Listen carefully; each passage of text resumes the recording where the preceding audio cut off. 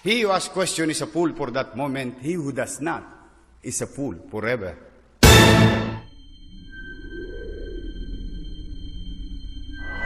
And I encourage each and every one of you, kayang-kaya nyo mag-aral doon. Maniwala kayo sa akin. Simple lang ho ng mga tanong. Online pa.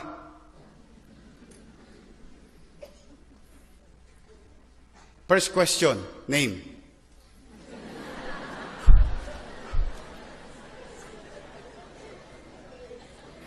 Address. Pagka hindi nyo pa nasagot yan, ewan ko na lang. The second page of the question, and I would like to share it to you, how hard life, and if you put yourself in a challenging situation, ikaw nag-challenge sa sarili mo, be aware and be ready because you're challenging yourself. No? Edi nung sumunod doon, meron doon tinatawag na essay. Hindot, yari na.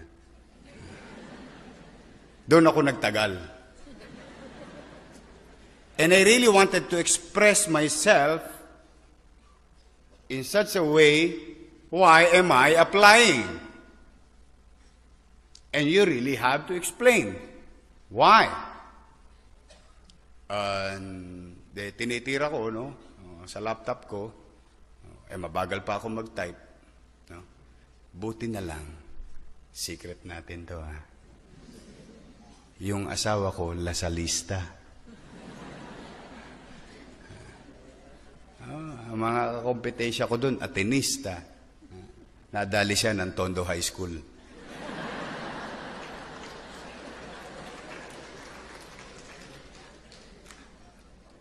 I think about 1 o'clock in the morning, tumukod ako. Here comes the principle in my life also. He who asks question is a fool for that moment. He who does not is a fool forever. Confucius said, not me. So, nung medyo tumutukod na ako, Mami, ano bang sasabihin ko? Kasi kinakapos na ako. 500 words. Nakaka-250 pa lang yata ako. So, katulad, same attitude, same mindset, wala namang mawawala sa atin. Just keep on trying. Di tinira ko. Kulang 500. Sinamit ko. Di bala na Diyos ang inchik, tapos na. Intayin ko na lang. Awa ng Diyos. And I would like to share it to you.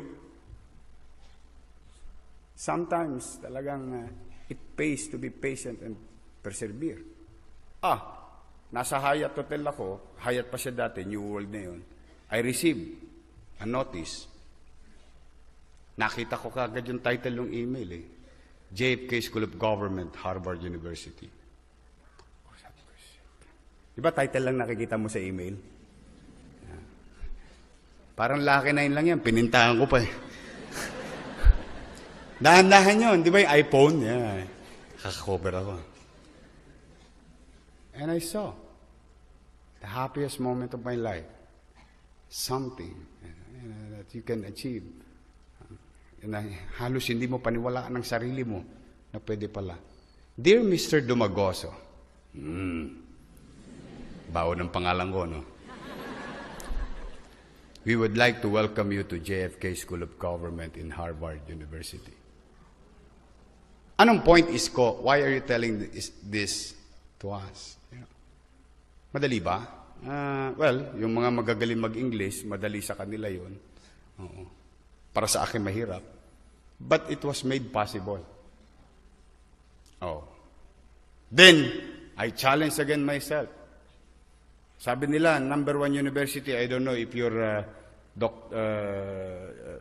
faculty, the trustee will agree with me, that number 1 university in this world is Oxford University. Nag-offer din. Di tinira ko rin. Kaya lang, may ginawa kong kakaiba. Copy-paste lang yon.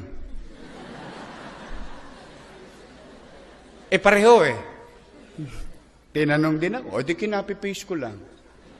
Hindi naman mag-uusap yung Harvard saka Oxford eh.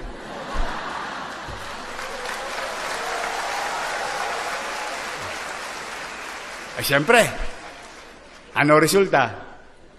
Same. O, di naaprubahan din ako.